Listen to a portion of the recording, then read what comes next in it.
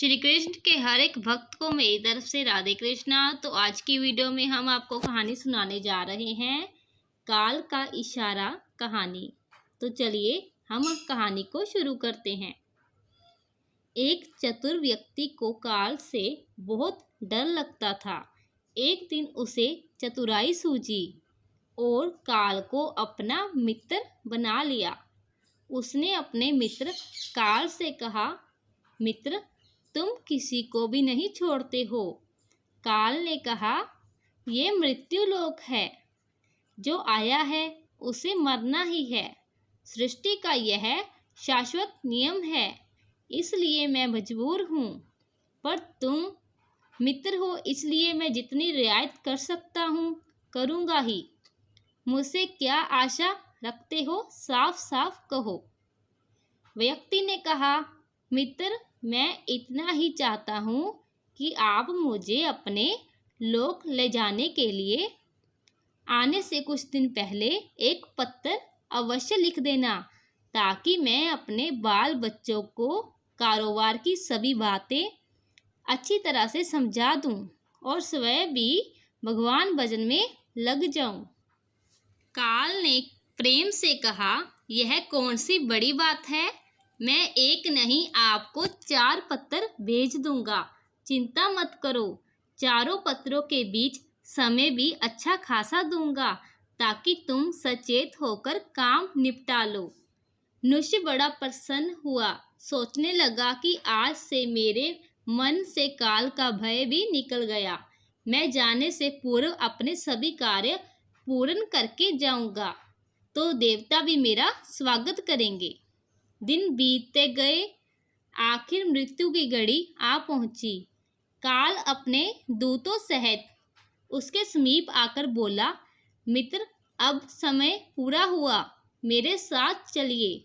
मैं सत्यता और दृढ़तापूर्वक अपने स्वामी की आज्ञा का पालन करते हुए एक क्षण भी तुम्हें और यहाँ नहीं छोड़ूंगा। मनुष्य के माथे पर बल पड़ गए और कहने लगा, धिक्कार है तुम्हारे जैसे मित्रों पर। मेरे साथ विश्वासघात करते हुए तुम्हें लज्जा नहीं आती। तुमने मुझे वचन दिया था कि लेने आने से पहले पत्र लिखूंगा। मुझे बड़ा दुख है कि तुम बिना किसी सूचना के अचानक दूतों सहित मेरे ऊपर चढ़ आए। मित्रता तो दूर रही, तुमने अपने वचनों को भी नहीं निभाया। काल हंसा और बोला, मित्र, इतना झूठ तो ना बोलो। मेरे सामने ही मुझे झूठा सिद्ध कर रहे हो। मैंने आपको एक नहीं 4 पत्र भेजे, आपने एक भी उत्तर नहीं दिया। मनुष्य ने चौंक कर पूछा, कौन से पत्र? कोई प्रमाण है? मुझे पत्र प्राप्त होने की कोई डाक रसीद आपके पास है तो दिखाओ। काल ने कहा, मित्र, घबराओ नहीं, मेरे चारों पत्र इस समय आपके पास मौजूद हैं। मेरा पहला पत्र आपके सिर पर चढ़कर बोला, आपके काले सुंदर बालों को पकड़कर उन्हें सफ़ेद कर दिया और यह भी कहा कि सावधान हो जाओ, जो करना है कर डालो। नाम, बड़ाई और धन संग्रह के झंझटों को छोड़कर भजन में लग जाओ। पर मेरे पत्र का आपके ऊपर जरा भी असर नहीं हुआ। बनावटी रंग लगाकर आपने अपने बालों को फिर से काला कर लिया और जवान बनने के सपने में खो गए। कुछ दिन बाद मैंने दूसरा पत्र आपके नेत्रों के प्रति भेजा। नेत्रों की ज्योति मंद होने लगी। फिर भी आंखों पर मोटे शीशे चढ़ाकर आप जगत को देखने का प्रयत्न करने लगे।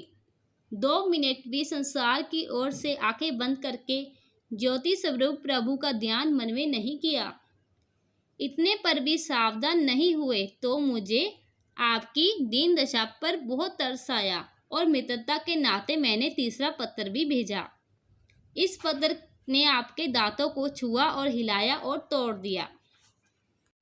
आपने इस पत्र का भी जवाब ना दिया, बल्कि नकली दांत लगवाए और जबरदस्ती संसार के भौतिक पदार्थों का स्वाद लेने लगे।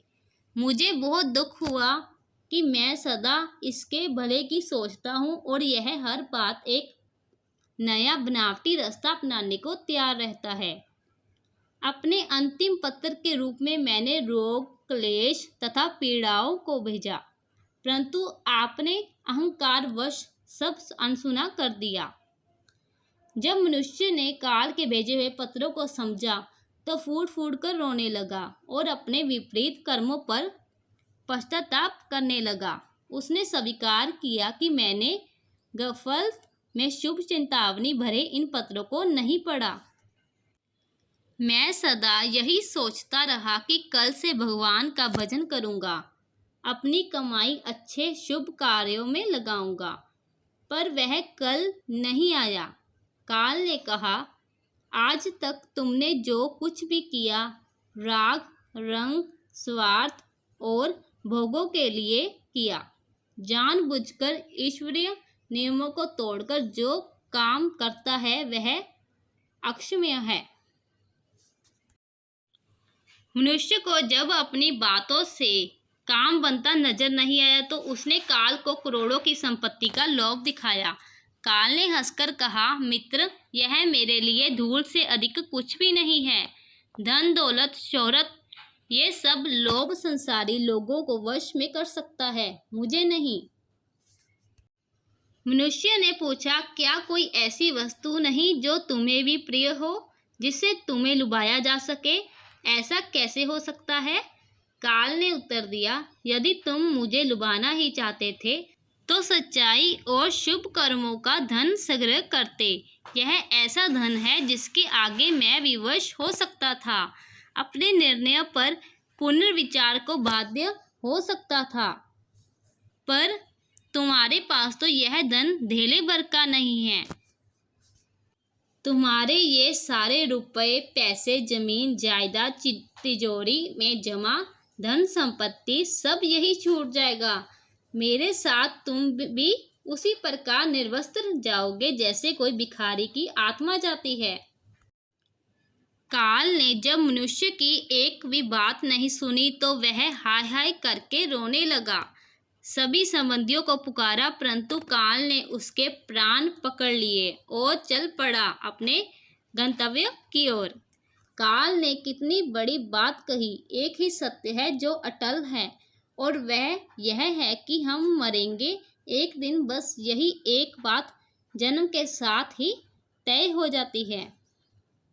मृत्यु काल कभी भी दस्तक दे सकता है, प्रतिदिन उसकी तैयारी करनी होगी। समय के साथ उम्र की निशानियों को देखकर तो कम से कम हमें प्रभु परमेश्वर की याद में रहने का अभ्यास करना चाहिए। और अभी तो कलयुग का अंतिम समय है, इसमें तो हर एक को, चाहे छोटा हो या बड़ा, सबको प्रभु परमेश्वर की याद में रहकर ही कर्म करने हैं।